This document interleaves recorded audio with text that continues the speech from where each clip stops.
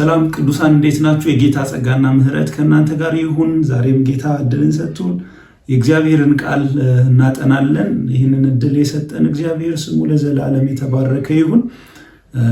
ዛሬም ደግሞ መንፈስ ቅዱስ እንዲረዳን፣ እንዲያግዘን፣ ልባችንን እንዲሞግተው፣ እንዲያሳየንና እንዲመክረን፣ አቅጣጫ እንዲሰጠን ጸልያለሁ። ዛሬም ደግሞ የእግዚአብሔርን ቃል እንካፈላለን። ዛሬ የእግዚአብሔርን ቃል የምንካፈለው የሐዋርያው ጳውሎስ መልእክት ወደ ፊልጵስዩስ ሰዎች ከጻፈው መልእክት ነው። የመጀመሪያ ምዕራፍ የመጀመሪያ ቁጥር ላይ ያለውን ሐሳብ እንመለከታለን። ክፍሉን በጌታ በኢየሱስ ክርስቶስ ስም አነባለሁ። እንዲህ ይላል።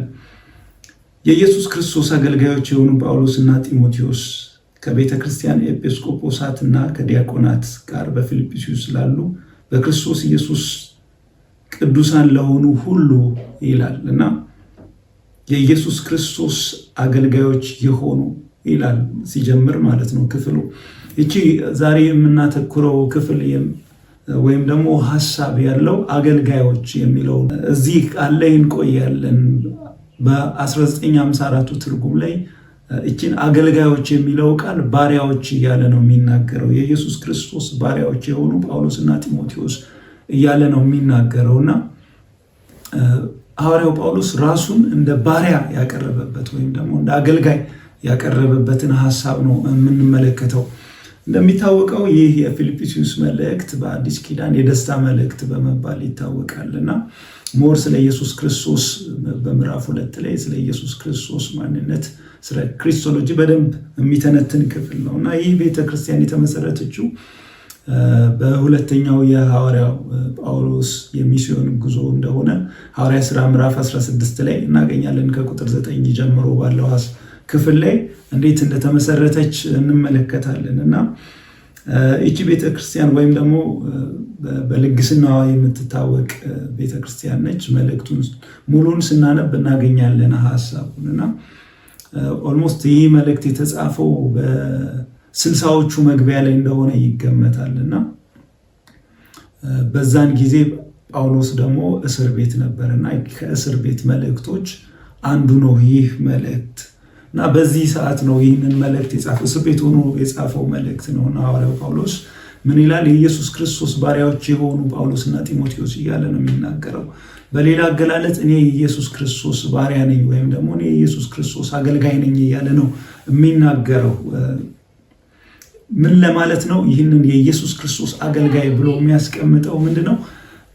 አገልግሎቴ ከእግዚአብሔር ነው እንጂ የተሾምኩት ከእግዚአብሔር ነው እንጂ ከሰው አይደለም ይላል። እንደውም ገላትያ ምዕራፍ 1 ላይ የገላትያ መጽሐፍ መግቢያ ሲናገር ከሰው ወይም በሰው ያልሆነ እያለ ነው የሚናገረው እና አገልግሎቱ፣ ጥሪው፣ ወንጌሉ እሱ የሚሰብከው ወንጌል ከሰው እንዳልሆነ ከምድራዊ ነገር እንዳልሆነ አስረግጦ ይናገራል። የሰው እጅ የሌለበት ነው የሱ አገልግሎት። የሱ ጥሪ ላይ እግዚአብሔር እንደጠራው፣ እግዚአብሔር እንደሾመው፣ እግዚአብሔርን እንደሚያገለግል የኢየሱስ ክርስቶስን ወንጌል እንደሚናገር ይህ የኢየሱስ ክርስቶስ ወንጌል የሚናገረው ሰዎች እንዲድኑ ከጨለማ ወደ ዘላለም ሕይወት እንዲያመልጡ የሚናገረው ይህ ወንጌል የእግዚአብሔር ወንጌል እንደሆነ፣ በዚህ ወንጌል ውስጥ የእግዚአብሔር ምሕረት፣ የእግዚአብሔር ፍቅር፣ የእግዚአብሔር ፍርድ፣ የእግዚአብሔር ቸርነት፣ የእግዚአብሔር እውነት የተገለጠበት እንደሆነ አስረግጦ ይናገራል ሐዋርያው ጳውሎስ ማለት ነው እና ራሱን ሲያቀርብ ምን ብሎ ነው? የኢየሱስ ክርስቶስ አገልጋይ ወይም ደግሞ የኢየሱስ ክርስቶስ ባሪያ እያለ ነው ራሱን የሚጠራው። ጥሪው ሰውን ለማስደሰት ሳይሆን የጠራውን የሾመውን ኢየሱስ ክርስቶስን ወይም ደግሞ እግዚአብሔርን ደስ ለማሰኘት እንደሚያገለግል ይናገራል። ገላትያም ቅድም ባነበብነው ክፍል ላይ ምዕራፍ 1 ቁጥር 10 ላይም ሲናገር ምን ይላል? እኔ ማንን ጎሽ ለማሰኘት ነው የምንቀሳቀሰው? ሰውን ጎሽ ለማሰኘት ነው ወይስ እግዚአብሔርን ደስ ለማሰኘት ነው? ሰውን ደስ ለማሰኘት የማገለግል ከሆነ እኔ የእግዚአብሔር አገልጋይ አይደለሁም፣ የሰው ነው። ምክንያቱም እነሱን ለማገልገል እነሱን ደስ ለማሰኘት እየተንቀሳቀስኩ ስለሆንኩኝ የእነሱ አገልጋይ ነው የምሆነው። ግን የኔ እንቅስቃሴ፣ የኔ አገልግሎት፣ የኔ መውጣት መግባት እግዚአብሔርን ደስ ለማሰኘት ስለሆነ ከሰዎች የሆነ አይደለም። ሰዎች ስላላኩኝ ሰዎችን ደስ ለማሰኘት አላገለግልም።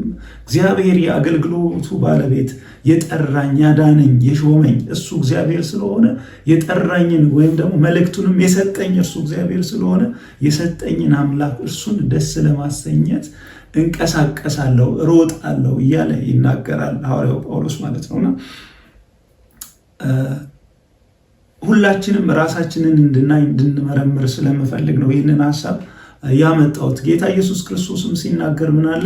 ለሁለት ጌቶች መገዛት አንችልም። አንደኛውን እንቀበላለን፣ ሌላኛውን ደግሞ እንገፋለን፣ አንቀበልም፣ እንንቃለን። ለአንደኛው እንገዛለን፣ ለሌላኛው ደግሞ እምቢ እንላለን እንጂ አንድ ሰው ለሁለት ጌታ መገዛት አይችልም። ለሁለት ጌታ ባሪያ መሆን አይችልም።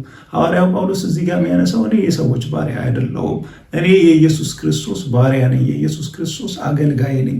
ስለዚህ የምላከውም የምሰማራውም የእርሱን አገልግሎት ለማገልገል ነው። የኢየሱስ ክርስቶስን አገልግሎት፣ የኢየሱስ ክርስቶስን ወንጌል እርሱን ለመናገር ነው የምኖረው የማገለግለው እያለ ይናገራል። ይህንን ጉዳይ ስንመረምር ስንመለከት ብዙ ጊዜ ውስጣችንን የሚሰማን ስሜት አለ። ወይም ደግሞ ማንን ደስ ለማሰኘት ነው የምናገለግለው ብለን ራሳችንን ልንጠይቅ ይገባል። የምርም ቆም ብለን እስከ ዛሬ የሮኩት ሩጫ ማንን ደስ ለማሰኘት ነው? እግዚአብሔርን ነው ወይስ ሰዎችን ነው? እግዚአብሔርን ነው ወይስ እኔን ራሴን ደስ ለማሰኘት ነው? አንዳንዴ በተዘዋዋሪ ራሳችንን ደስ ለማሰኘት የምናገለግላቸው አገልግሎቶች አሉ። ውስጥ የሆነውን የስጋን ፍላጎት፣ የስጋን አምሮት፣ ያንን ሐሳብ ለማሳካት በወንጌል መንገድ ውስጥ በወንጌል ኑሮ ውስጥ እንደዚሁም ደግሞ ስራ በምንሰራበት በዛ ሂደት ውስጥ ራሳችንን ለማስተዋወቅ፣ ራሳችንን ለመግለጥ፣ እንዲነኝ ብለን ራሳችንን ኮከብ ለማድረግ የምንሄድበት መንገዶች ብዙ ናቸው። ወይም ደግሞ እከሌን ለማስደሰት፣ ሰውን ለማስደሰት ወይም ደግሞ ሰምቲንግ የቀጠረንን ወይም በዙሪያችን ያሉ ሰዎችን ለማስደሰት ስንል እውነተኛ የሆነውን ልናገለግልበት የተገባውን እውነተኛ ጥሪ ችላ እንላለን። በሰዎች ደስታ ውስጥ አገልግሎታችንን እንለካለን። በሰዎች ደስታ ውስጥ ሰዎች ሲደሰቱ እግዚአብሔር ተደሰተም አልተደሰተም ትኩረት ሳናደርግ ሰዎች ከተደሰቱልን፣ ሰዎች እሰየው ካሉልን በቃ ትልቅ ነገር እንዳሳካን ትልቅ ነገር እንደሰራን እናስባለን። ወይም ደግሞ በውስጣችን ያለው አምሮት ራሳችንን ማስተዋወቅ፣ ራሳችንን መግለጥ በምንፈልግበት መንገድ በዛች ስፍራ በዛች መንገድ ውስጥ ሳምቲንግ ሀፐን ሲያደርግ ወይም ደግሞ ራሳችንን ስናስተዋወቅ በሰዎች ዘንድ ከብረን ገዝፈን ስንታይ በዛን ሰዓት የሚሰማን ስሜት እቺ ትንሽዬ የምትመስል የትዕቢት ሀሳብ እኔ ነኝ ትልቅ ራሴን ገለጥኩ አሳየኋቸው ልኬን አሳየኋቸው አይነት ፊሊንግ በውስጣችን ሊሰማ አይገባም ማለት ነው። እና ስለዚህ ሁላችንም ቆም ብለን ራሳችንን እንመልከት፣ እንመርምር። የምናስደስተው ማንን ነው? ራሳችንን ነው ወይስ እግዚአብሔርን? ሰዎችን ለማስደሰት ነው እየሮጥን ያለ ነው ወይስ እግዚአብሔርን? መልሱን ለእናንተ እተዋለሁ። እና እኛ አንድና አንድ የተጠራ ነው ያዳነን ከሞት የታደገን ኢየሱስ ክርስቶስን በመውጣት መግባታችን በሁለንተናችን እርሱን ለመግለጥ እርሱን ለማሳየት እርሱ የእግዚአብሔር ልጅ እንደሆነ የነፍሳችን ቤዛ እንደሆነ የዓለም መድኃኒት እንደሆነ እርሱ በነገር ሁሉ ገኖ እንዲታይ ነው የተጠራ ነው እንጂ ከእርሱ ጋር አስታከን ራሳችንን ለማሳየት ከእርሱ ጋር አስታከን እኔ እኮ እንዲህ ነኝ በእኔ አገልግሎት እንዲህ አይነት ነገሮች ሆኑ እንዲህ አይነት ነገሮችን እያገለገልኩ ነው እንዲህ አይነት ነገሮችን እየሰራው ነው በሚል ሐሳብ በውስጥ አንዳንዴ አስፈላጊ በሆነበት ስፍራ ላይ ልንናገር እንችላለን። ከየት መጣ፣ እንዴት ነው፣ ምንድነው የምታገለግለው የሚለውን ጉዳይ አንስተን ዲስከስ ልናደርግ እንችላለን፣ ልናወራ እንችላለን። ግን ከበስተጀርባ ራስን ፕሮሞት የማድረግ ከበስተጀርባ ራስን የማሳየት ወይም ደግሞ ከበስተጀርባ ሰዎችን ደስ ለማሰኘት የታሰበ አገልግሎት ከሆነ እርሱ የውሸት አገልግሎት ነው። ስለዚህ ዛሬ ቀን ሳለ ዘመናችን ሳያልቅ አገልግሎታችንን እንፈትሽ። ለማን ነው እየሮጥኩ ያለሁት? ማንን ጎሽ ለማሰኘት ነው? ወይም ደግሞ ማ በእኔ ህይወት እንዲደሰት ነው እያገለገልኩ ያለው? ማ በእኔ ህይወት እንዲታይ ነው እያገለገልኩ ያለው? ስለ እኔ ሞተልኝ የተሰቀለልኝ ሞትን ድል አድርጎ በአብ ቀኝ ያለው ኢየሱስ ክርስቶስ ወይስ በድብቅ ያለው የስጋ ፍላጎቴ ወይም ደግሞ በዙሪያ ያሉ ሰዎች እነሱን ለማስደሰት ነው? እግዚአብሔር ጸጋውን ያብዛልን። ኢየሱስ ክርስቶስን ለማስደሰት ቀንና ማታ መጓዝ እንድንችል፣ እርሱን ማሳየት፣ እሱን መግለጥ እንድንችል እግዚአብሔር ይርዳን። ተባረኩ። ጌታ ዘመናችሁን ይባርክ።